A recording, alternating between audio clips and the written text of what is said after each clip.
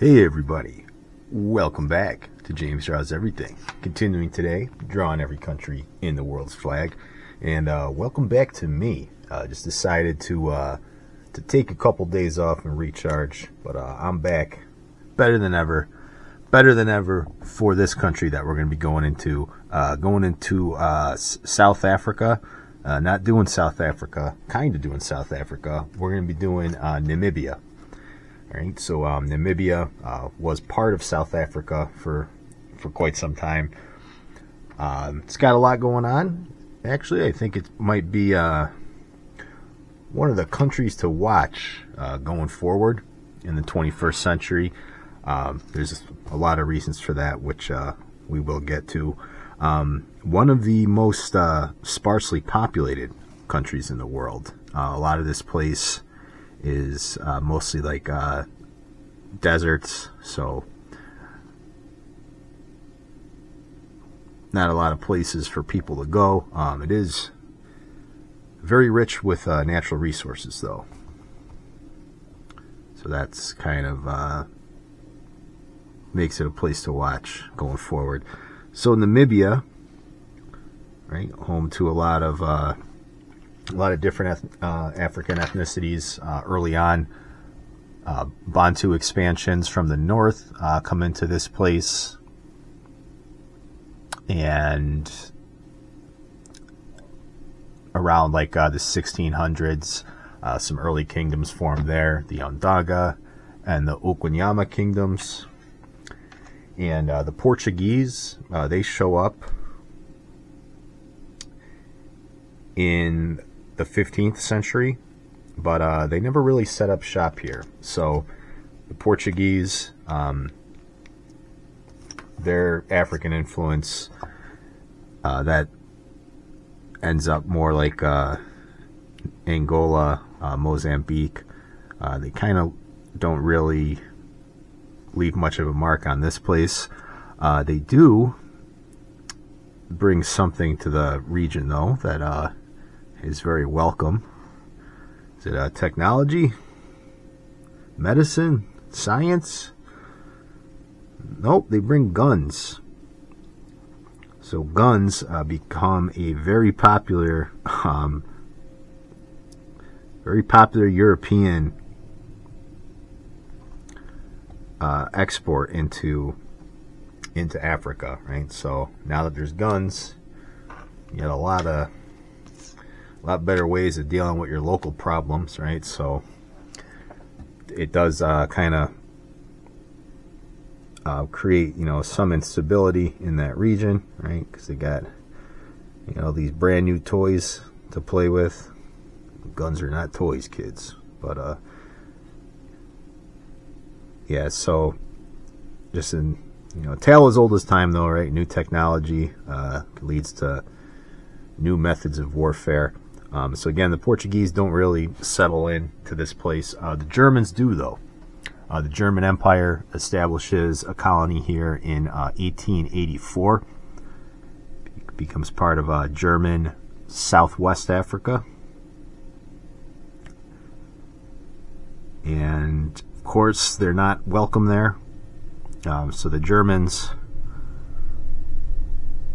kind of arriving a little bit late to the party, right? And it's said that they oppressed the natives there.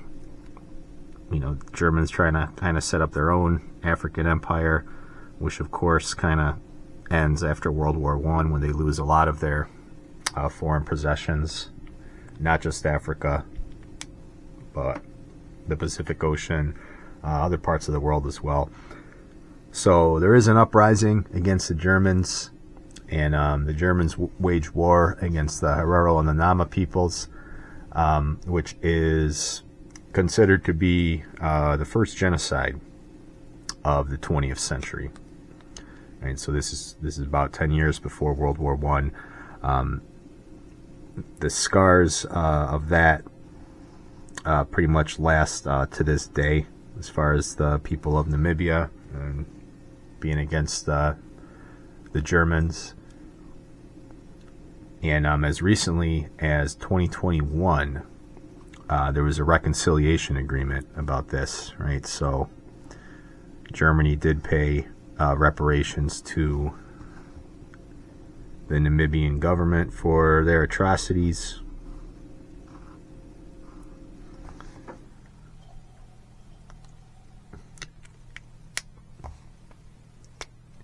And yeah, so ugly history, right? Can't gloss over it. Got to talk about all of it here. After World War One, South Africa takes control of this place. After, what the heck is that on my marker? So after Germany, loses Africa, the state of South Africa controls this part, and state of South Africa's a little bit different than a colony, right? It's more like a corporation in that part of the world. So they do have segregation, of course, right? If you know your South African history, and it is a little bit more complicated than that, but they did have an apartheid regime, and Namibia was subject to that as well. So a lot of these the anti-German sentiments, those just kind of became anti-European, anti-white sentiment into the modern age.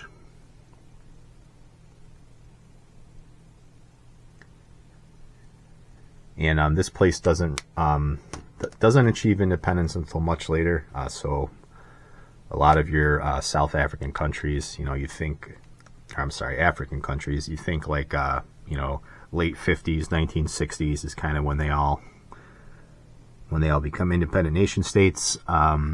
This place does not gain independence until 1990.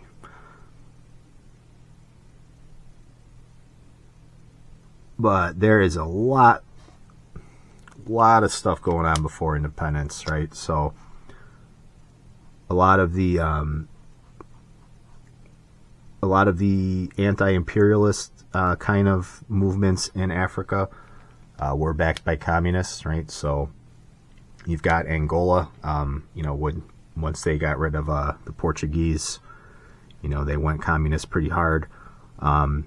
Also backed by Cuba, the Soviet Union. So, you're kind of trading one form of imperialism for another. And then you can decide which one of those is better, I guess. But yeah, Namibia does become a bit of a Cold War hotspot.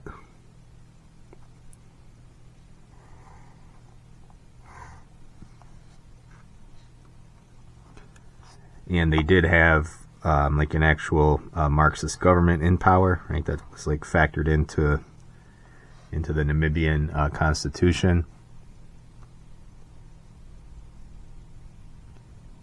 And a big reason why this place is kind of desired by outsiders is that it does have, I believe, the second richest uranium deposits like in the entire world. And then there's also diamonds. If you want to talk about like the De Beers company in Africa, diamonds, gold, silver. So very rich in natural resources, and again, just not really a lot of people there. It is very sparsely populated. So yeah, it was always kind of seen as like a gem in the southern sub-Saharan Africa, right? Like a place to covet. Now, so Namibia has been independent since 1990. They do have a parliamentary democracy, and compared to Africa, other countries in the region, they do have pretty high level of political stability. Could be various reasons for that, but yeah, they haven't really seen as much political chaos as like a lot of their neighbors, you know, as far as like coups d'etats and presidential assassinations and failed governments and this and that. Pretty stable. They're also a lot richer than a lot of other African countries too.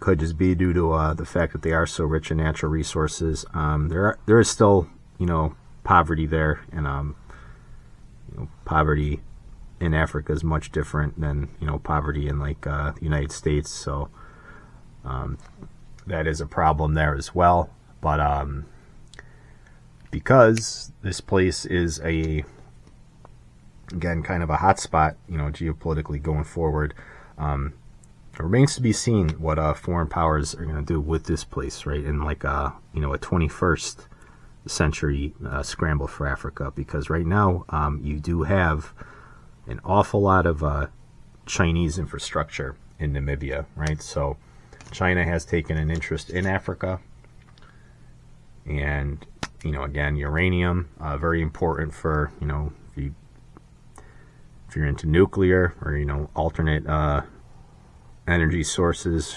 or just plain weapons of war. You know, uranium is very important for that. So yeah, a lot of their uranium does go to China, and some of it goes to France as well. So yeah, be one of those places that's interesting to follow as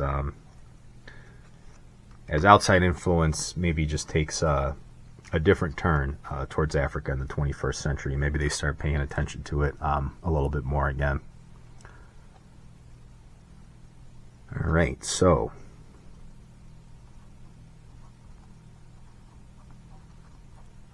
that is the country of Namibia. And James, what is that flag about? Well, you got a lot of colors on this one. Well, not a ton of colors, but more than usual, right? Usually you only see a couple. But so it's got a golden yellow 12-rayed sunburst, and it's got this red bar in the middle. The red, of course, signifies the heroism of the people and their determination to build a future of equal opportunity for all. And you got two white bands separating it from the other colors. That stands for peace, unity, tranquility, and harmony. Blue represents the Namibian sky and the Atlantic Ocean, and the country's precious water resources and the rain. So basically everything: indoor pools, rain, glasses of water, all that stuff. The golden yellow sun denotes power and existence, and then the green symbolizes all those delicious vegetables, all those vegetation, agricultural resources, trees. If you can grow it, you can eat it, all them greens. So that is the flag of Namibia. So let me know what you think. Like, comment, and subscribe, and I will catch you on the next video.